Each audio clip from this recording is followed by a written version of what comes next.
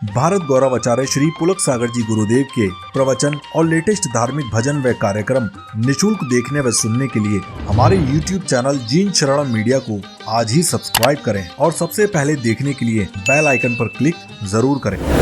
यदि जोड़ोगे दोनों परंपराओं को तो हजार हजार उदाहरण हैं वैदिक और श्रमण परंपरा को जोड़ने के, और यदि तोड़ने वाली दृष्टि रखोगे तो 100 उदाहरण हैं जिससे हम दोनों अलग हो सकते हैं। तो एक बात ध्यान रखना, मैं तोड़ने वाले रास्ते नहीं, जोड़ने वाले रास्तों का निर्माण किया करता हूं। तोड़ना क्या है, जोड़ना है। हम तो सनातन धर्म वाले हैं। हमसे तो एक व्यक्ति ने पूछा कि मुसलमान सब उल्टा काम क्यों करते हैं, हिंदू उसके विपरीत करते हैं। बोले मुसलमान जब माला फेरता है ना तो उसकी माला उल्टी चलती है, हिंदुओं की माला सीधी चलती है। बोले ये उल्टा काम क्यों करते हैं? मैंने कहा कुछ उल्टा नहीं करते, वो भी वही करते हैं जो हम करते हैं। माला फेरने का मतलब क्या होता है कि जब हिंदू माला फेरता है, जैन माला फेरता है, मोती को अंदर की तरफ लेता है, वह कहता है परमात्मा के सारे गुण मेरे अंदर आ जाएं। और मुसलमान जब उल्टी माला फेरता है वह कहता है मेरे जीवन के सारे अवगुण बाहर चले जाएं। बताओ दोनों में क्या अंतर हुआ करता है? एक कह रहा है अवगुण बाहर चले जाए और एक कह रहा है कि सद्गुण भीतर। क्या क्या लड़ाई है? सोचिए, विचार करिए, कोई फर्क नहीं पड़ा करता है। आज सारी दुनिया को जोड़ने वालों की जरूरत हुआ करती है। मान्यवर, सुई बनो कैंची मत बनो, जोड़ने का प्रयास करो। राम का प्रिय धनुष था, कृष्ण का प्रिय बांसुरी थी। जितने भी अवतार पुरुष हुए सबने शस्त्र उठाए, एक कृष्ण ऐसे हैं जिन्होंने बांसुरी उठाई। एक बार रुक्मणी ने नारायण कृष्ण से कहा कि नारायण 24 घंटे बांसुरी बांसुरी बांसुरी, आखिर इस काली कलूटी बांसुरी में ऐसा है क्या जो हम में नहीं है? हम भी तो आपका ध्यान रखते हैं, हम भी तो आपका ख्याल रखते हैं। सत्यभामा ने कहा कि महाराज कृष्ण, हे द्वारिकाधीश, आपकी ये बांसुरी हमें सौतन लगती है। आप हमसे ज्यादा प्यार इस काली कलूटी छिद्र वाली बांसुरी से करते हो। बांसुरी से इतना मोह क्यों है? कृष्ण ने कहा रुक्मणी, तुम नहीं जानती, जो बांसुरी में है वो तुम में कहाँ है।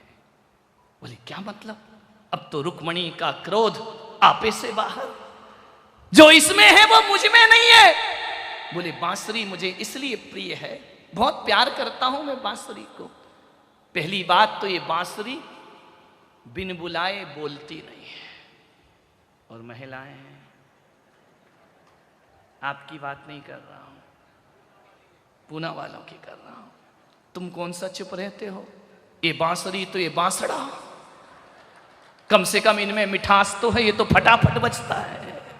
ध्यान रखिए, बांसुरी से इसलिए प्रेम है कि बिन बुलाए कभी बोलती, चुपचाप बैठी रहती है। जब मैं कहूंगा कि बोलो, अधरों पे रखूंगा तभी बोला करती है। दूसरी विशेषता बांसुरी की, ये जब भी बोलती है बड़ा मीठा बोलती है। तुम लोग जब भी बोलती हो अभी तो बोल दो, खाती तो मीठा मीठा, बोलती तीखा तीखा। बोले रुक्मणी, तुम जब भी बोलती हो तीखा बोलती हो, और मेरी बांसुरी जब भी बोलती है मीठा बोलती है। और सबसे बड़ी विशेषता, इस बांसुरी के अंदर कोई गांठ नहीं होती है, लेकिन तुम्हारे अंदर गांठ ही गांठ हुआ करती है। इसलिए मैंने कहा कि जो बांसुरी के पास है वो रुक्मणी तुम्हारे पास नहीं। मुझे वही लोग प्रिय हैं, मालूम है? कृष्ण को पूजा करने से कृष्ण प्रसन्न नहीं होते, जो बोले, जब बुलाए तब बोले, उस पे कृष्ण कृपा करते हैं। और जब भी बोले मीठा बोले, उस पे कृष्ण कृपा करते हैं। और जिसके हृदय में कसाईयों की गांठ नहीं होती है, कृष्ण उसे अपने अधरों से लगा लेते हैं। संकेत है ये, अकेली बांसुरी नहीं, भीतर की गांठ खोल लो, कृष्ण अधरों से लगा लेंगे तुमको। ध्यान रखिए, क्या जीवन नारायण कृष्ण का।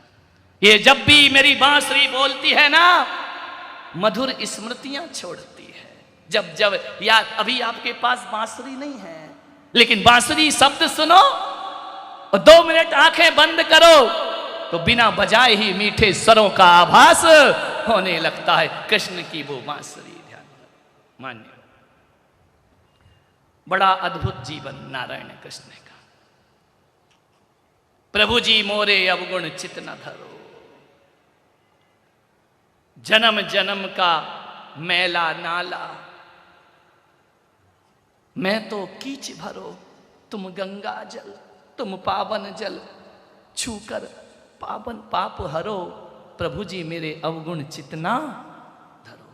कुएं से आवाज आई, हे कृष्ण, हे माधव, हे नारायण, कहां हो तुम? एक अंधे कुएं में सूरदास गिर गए, अंधे कुएं में आवाज दे रहे हैं, मेरी जिंदगी में तो अंधेरा ही अंधेरा है, मैंने तो कभी रोशनी नहीं देखी है। लेकिन जहां हाथ लगाते दीवार का ही दीवार दिखती। सूरदास ने सोचा, मैं कुएं में गिर गया हूं, अंधे कुएं में।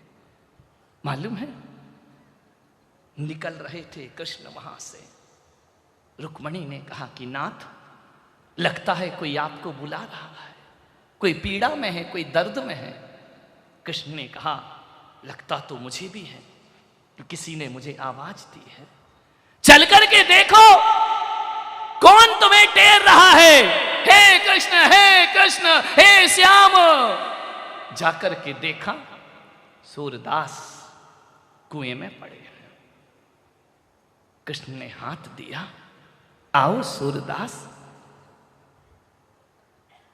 सूरदास को लगा कि कौन है ये। सूरदास ने हाथ दिया, जैसे ही हाथ पकड़ा, मेरे नारायण, मेरे भगवान। रुक्मणी ने कहा, ये तो अंधे हैं, इन्हें थोड़ी दिखता है, तुम कौन हो? उन्होंने कहा, मैं कोई नारायण नहीं हूं, मैं कोई भगवान नहीं हूं, मैं तो एक सीधा सादा सा ग्वाला हूं, गाय चराता हूं, माखन खाता हूं। नहीं, मेरे नारायण तुम ही हो। कृष्ण ने बाहर निकाला। मालूम है, पहली बार सूरदास की आंखों में आंसू आए। उन्होंने कहा, कृष्ण, मेरे अंधेपन का एहसास मुझे जिंदगी में कभी नहीं हुआ। मैंने कभी नहीं सोचा कि मुझे आंखें मिलें और मैं दुनिया देखूं। लेकिन आज नारायण, आप मेरे सामने खड़े हैं। आज पहली बार लग रहा है कि आंखों की कीमत क्या होती है। मैंने कभी भगवान से आंखें नहीं मांगी, मैंने कभी अपने जीवन में हीन भावना नहीं लाया कि मुझे जन्म से अंधा क्यों बना दिया है। मैंने कभी शिकायत नहीं की। लेकिन आज नारायण, हाँ जी सूरदास, तुमसे कहता है, 2 मिनट को मुझे आंखें प्रदान कर दो, मेरी आंखों में रोशनी दे दो नारायण, एक बार तो तुम्हें जी भर के देख लो। रुक्मणी ने कहा, नारायण दे दो इसे आंखें। क्या मांग रहा है? रोशनी तो मांग रहा, तुम्हारा भक्त है, तुम्हारा नाम लेता है। कृष्ण ने कहा, तथास्तु। जैसे ही कृष्ण ने हाथ उठाया, सूरदास की रोशनी आ गई आंखों में। पहली बार मोर मुकुट धारण किए, पीतांबर लिए, सुदर्शन चक्र धारण किए, पंचजन्य शंख हाथ में लिए, नारायण के दर्शन करता है सूरदास। अपनी आंखों से निहारता है, फटी रह गई आंखें। इतना विशाल रूप नारायण श्री कृष्ण का रूप देख करके आंखें छलछला गई। साथ में रुक्मणी सत्यभामा है। देखा नारायण, द्वारिकाधीश, धन्य हो गया मेरा जीवन। नारायण ने कहा कि जाओ सूरदास, अब पूरी दुनिया का सौंदर्य देखो। हाथ पकड़ा सूरदास ने, ठहरो नारायण, ऐसे मत जाओ, मुझे वरदान तो देते जाओ। आपका दर्शन बिना वरदान के निष्फल हुआ करता है। कृष्ण ने कहा, मांगो सूरदास, आंखें दे दी मैंने तुम्हें, और क्या चाहिए, क्या वरदान मांगते हो? हे नारायण, तुम जैसा कृपालु, तुम जैसा दयालु जगत में नहीं है। एक काम करो, जा रहे हो ना, एक वरदान दे दो। बोले किस बात का वरदान? बोले जो आंखें तुमने मुझे दी हैं ना, ये वापस ले लो मेरे राम। कृष्ण ने कहा सूरदास, आंखें वापस ले लो? इसके लिए लोग तपस्या करते हैं, मैंने तुम्हें रोशनी दी है। बोले नहीं नारायण, ये आंखें वापस ले जाओ, मुझे नहीं चाहिए। बोले क्यों? बोले जिन आंखों में मेरा सावरा बस गया, अब मैं कुछ और देखना नहीं चाहता हूं दुनिया में। कृष्ण के अलावा मैं क्या देखूंगा? जिन आंखों में तेरा सांवला रूप बस गया, तेरा श्याम रूप बस गया, हे नारायण, मैं कुछ और देखना नहीं चाहता हूं, मेरी आंखें वापस ले जाइए। मैं अब दुनिया में किसी को चाहता नहीं हूं। अधरम मधुरम बदनम मधुरम नयनम मधुरम हसितम मधुरम।